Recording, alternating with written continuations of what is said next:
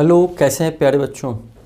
आज हम लोग सीखेंगे garbage in garbage out, GIGO. Garbage के बारे में देखेंगे, कैसे हम डिस्पोजल करते हैं गार्बेज का। तो आइए देखते हैं।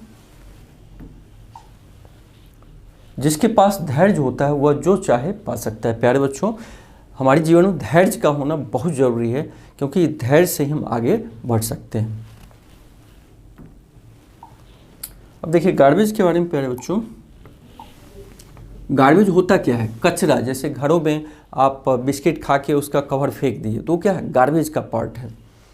ऑल द यूज्ड मतलब जिसको यूज किए, और अनयूजेबल सब्सटेंस, अनयूजेबल जिसको यूज नहीं करते हम लोग, substances which can not be reused, जो दोबारा यूज में नहीं आ सके, in the same form is called garbage. Garbage का डेफिनेशन क्या हुआ कि जो यूज्ड और अनयूजेबल, चाहे हम यूज किए हैं उसका कुछ पार्ट हो, या जो सामान अनयूजेबल हो, जो बात कैन नॉट बी रीयूज्ड, जो दोबारा यूज में ना आ सके, तो that is called the garbage.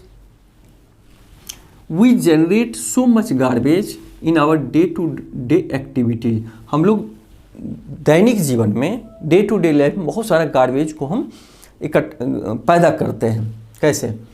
The grains, pulses, चावल खाते हैं, दाल खाते हैं, तो उसका कुछ अंश जो बचा रहता है, या चावल का छिलका है, दाल का छिलका हो गया। Biscuits are packed in plastic material, ये सब प्लास्टिक के मटेरियल में होता है। वो प्लास्टिक का जो पॉलीथीन होता है वो भी तो गार्बेज होता है। All this packing material go out as a garbage. प्यारे बच्चों, ये सब पैकिंग मटेरियल जब हम फेंकते हैं तो गार्बेज हो जाता है उससे। सफाई कर्मचारी इज कलेक्ट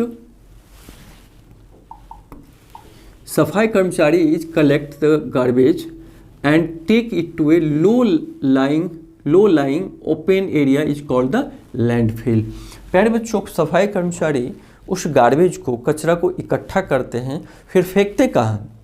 तो शहर से बाहर एक लैंडफिल होता है। लैंडफिल का मतलब गड्ढा टाइप का होता है, जिसमें वो डाल दिए जाते हैं लैंडफिल में। Garbage has both useful and non useful components. Garbage में यूजफुल कंपोनेंट्स भी होते हैं, नॉन यूजफुल भी। जैसे मान लो गार्बेज में प्लास्टिक होता है, तो प्लास्टिक को फिर से फैक्ट्री में दोबारा रिसाइकिल करके नया प्लास्टिक बनाया जा सकता है। या आयरन होता है, लोहा होता है, उसको फिर मेल्ट करके नया आयरन बनाया जा सकता है। The non useful component is separated out. तो उसमें से जो गार्बेज से नॉन यूजफुल होता है उसको क्या किया जाता है? बाहर कर लिया जाता है। It is then spread over the landfill. और उसमें से, गार्बेज में से यूजफुल को बाहर किया जाता है, नॉन यूजफुल को क्या किया जाता है? उसको फैला दिया जाता है लैंडफिल में। And then covered with a layer of soil. और उसमें बाद में जब वो भर जाता है तो उसको मिट्टी से भर दिया जाता है, गार्बेज के ऊपर मिट्टी डाल दिया जाता है। Once the landfill is completely full, it is usually converted into park or a playground. प्यारे बच्चों, जब वो लैंडफिल पूरा भर जाता है तो उसमें मिट्टी डाल दिया जाता है, फिर उसका पार्क या प्लेग्राउंड बना दिया जाता है। तो इसमें हमने क्या सीखा? जो गार्बेज है कहाँ फेंका जाता है? लैंडफिल में। गार्बेज में यूजफुल और नॉन यूजफुल दोनों कंपोनेंट होते हैं। नॉन यूजफुल कंपोनेंट को अलग किया जाता है और उसको कहाँ फेंका जाता है? लैंडफिल में। और लैंडफिल जब भर जाता है तो उस पर फिर मिट्टी डाला जाता है, सॉइल, फिर प्लेग्राउंड और पार्क तैयार कर दिया जाता है। अब कंपोस्टिंग किसे कहते हैं प्यारे बच्चों? कंपोस्टिंग क्या होता है? The rotting and conversion of some materials into manure is called the composting. Rotting का मतलब होता है प्यारे बच्चों सड़ना। जब कुछ मटेरियल्स सड़ जाता है तो किस में बदल जाता है? मैन्योर। मैन्योर का मतलब खाद में, जो पेड़ पौधे में डालने से उसको, पेड़ पौधे को फायदा होता है। तो the rotting and conversion of some materials, कुछ जैसे मान लीजिए आपने कोई कचरा है, सड़ गया, सड़ने के बाद क्या बन जाता है? वो खाद बन जाता है। जैसे स्ट्रॉ है या घास है, घास सूखने के बाद उसको सड़ने के लिए छोड़ दो तो फिर क्या हो जाएगा? मैन्योर बदल जाएगा।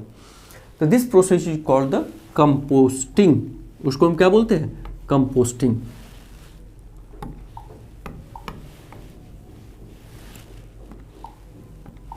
इसको हम क्या बोलते हैं? Composting. In some cities municipalities provide separate dustbin. Municipality, कुछ शहरों में म्यूनिसिपैलिटी क्या करता है, अलग अलग डस्टबिन देता है अलग अलग टाइप के कचरों को फेंकने के लिए। जैसे फॉर वन ब्लू कलर का रहता है एंड दूसरा ग्रीन कलर का, माने दो तरह का कचरा डालने के लिए डब्बा रहता है, ब्लू कलर का और ग्रीन कलर का। क्यों ऐसा करता है? Blue bin in for materials then can again plastic metal glass. Blue में क्या डाला जाता है? ब्लू बिन में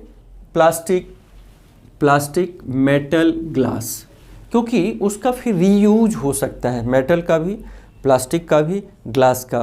वो फैक्ट्री में क्या उसको मेल्ट करके फिर नया ग्लास बन जाता है, तो इसलिए उसको ब्लू बिन वाले में रखा जाता है। The green bin are for collecting kitchen and other plant of animal waste. और ग्रीन बिन में क्या क्या रखा जाता है? For collecting kitchen and other plant, जैसे घर का जो खाना पीना बना या अदर प्लांट वेस्ट उसमें रखा जाता है, और ताकि लैंडफिल में उसको फेंका जाता है। तो इसमें हमने क्या देखा? मैन्योर कंपोस्टिंग किसे कहते हैं?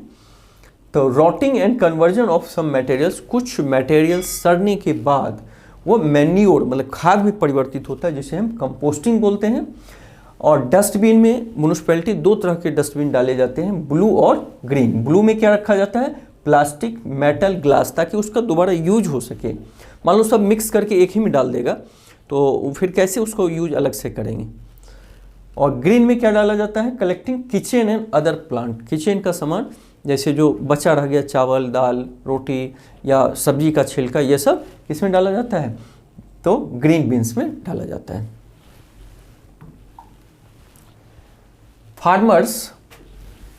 Farmers often burn the husk. देखो भूसा वगैरह जो खेती से बचा रहता है उसको किसान जलाता है। पार्ट ऑफ क्रॉप प्लांट्स, जो पौधे का हिस्सा होता है, in their field after harvesting, खेती करने के बाद जैसे धान की कटाई हुई तो धान का पुआल को जलाया जाता है। Burning of these produces smoke, उसको जलाने से क्या पैदा होता है? धुआं पैदा होता है। And small and gases that are the harmful to our health. प्यारे बच्चों, क्या होता है, कुछ किसान खेत में फसल काटने के बाद जो बचा रहता है उसको आग में जला देते हैं। जलाने से उसमें हार्मफुल गैस पैदा होता है जो बहुत नुकसान पैदा करता है। तो वही कह रहा है, farmer often burn husk, burning of this produces smoke, उसको जलाने से स्मोक पैदा होता है, गैस पैदा होता है, जो हमारे लिए बहुत ही हार्मफुल होता है। बर्मी कंपोस्टिंग क्या है? बर्मी कंपोस्टिंग इंपॉर्टेंट चीज़ है। क्या आप जानते हो प्यारे बच्चों बर्मी कंपोस्टिंग क्या है? Earthworm are called farmers friend. केचुआ आप लोग देखे होंगे, जो बरसात के दिनों में निकलता है, उसको किसानों का दोस्त बोला जाता है। क्यों? A type of earthworm called red worm. Earthworm में, केचुआ में ही एक रेड कलर का होता है जिसे रेड वर्म बोलते हैं। इज यूज्ड फॉर कंपोस्टिंग, खाद केचुआ को तैयार करने में, खाद कंपोस्ट को तैयार करने में इस रेड वर्म का उपयोग किया जाता है, इसलिए इसको हम किसानों का मित्र बोलते हैं। The method for preparing compost with the help of red worms is called the बर्मी कंपोस्टिंग। प्यारे बच्चों, इस अर्थवर्म के सहारे जो कंपोस्ट बनाया जाता है उसको हम क्या बोलते हैं? बर्मी कंपोस्टिंग। तो आइए जानते हैं बर्मी कंपोस्टिंग कैसे बनता है। मेथड टू प्रिपेयर बर्मी कंपोस्टिंग। फर्स्ट स्टेप क्या है? डिग ए पिट अबाउट 30 cm डीप। कह रहा है 30 सेंटीमीटर का एक क्या करिए? गड्ढा खोद लीजिए। Place which does not get direct sunlight, और गड्ढा कैसी जगह पे होना चाहिए? जहाँ सूर्य का प्रकाश डायरेक्ट ना आता हो, अर्थात वो गड्ढा पेड़ पौधे के छाया में होनी चाहिए, क्योंकि सूर्य के प्रकाश में अर्थवर्म मर जाती है। तो स्प्रेड चिकन मेस, चिकन मतलब चिकन जहाँ पाला जाता है तो उसका जो अपशिष्ट रहता है उसको लेके उसमें गड्ढे में डाल दीजिए एट द बॉटम।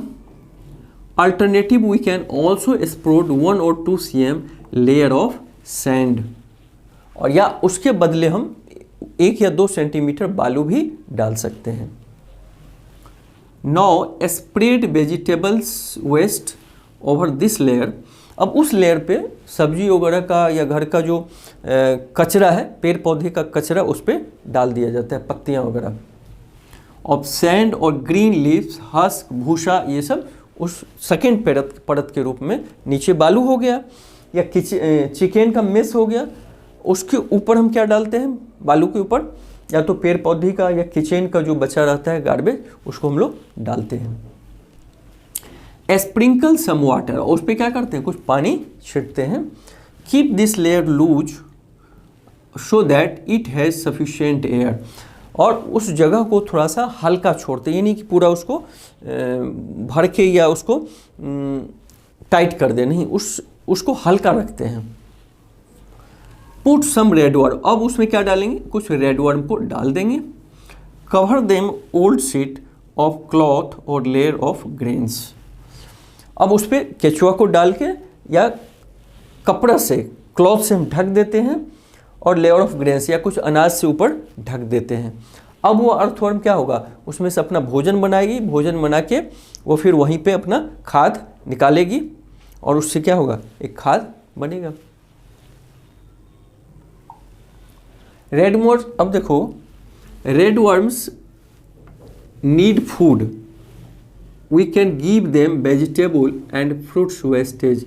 तो उस गड्ढे में क्या रेड वर्म खाएगा क्या, तो वेस्टेज या गार्बेज, कौन सा गार्बेज, जैसे फल का छिलका, सब्जी का छिलका, ये सब उसमें हम लोग डालते हैं। A red worm can eat food equal to its own weight in a day. ये सबसे बड़ी आश्चर्य की बात है, रेडवर्म अपने वजन के बराबर भोजन को करती है प्यारे बच्चों, उन्हें ज़्यादा खाती है। Red worms do not survive in very hot और वेरी कोल्ड सराउंडिंग्स। ये जो रेडवर्म होती है बहुत गर्मी या बहुत जाड़ा में सर्वाइव नहीं करती, इसलिए इससे प्रोटेक्ट करना पड़ता है प्यारे बच्चों। आफ्टर 3-4 वीक्स बर्मी कंपोस्ट इज रेडी। 3-4 सप्ताह के बाद क्या होगा कि बर्मी कंपोस्टिंग रेडी हो जाएगा प्यारे बच्चों। तो इस प्रोसेस से हम खाद या कंपोस्ट बना सकते हैं। तो ठीक है, इतना ही प्यारे बच्चों, और फिर अगले चैप्टर हम लोग मिलेंगे। इसका रिवीजन कीजिए, कैसा लग रहा है। Thank you.